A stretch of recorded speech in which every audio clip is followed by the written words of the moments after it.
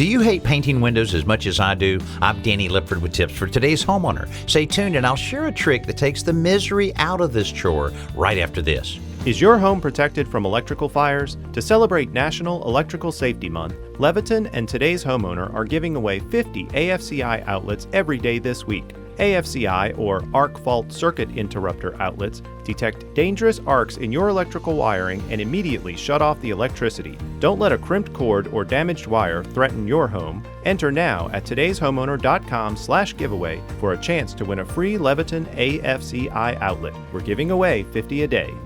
Painting around divided light windows is a tedious, time-consuming job, but here are a couple of tips to make it slightly less painful.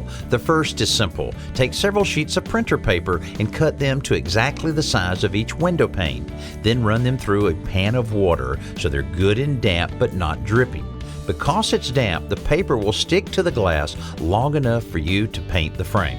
When you're done, it peels right off. The other option is to go ahead and let the paint get on the glass. When it's dry and you're ready to scrape the excess off, use a straight edge to cut around the perimeter of each pane before using a razor scraper to remove the paint. This leaves a nice, clean, fine line without gouging up the window frame to get it. I'm Danny Lipford with tips for today's homeowner.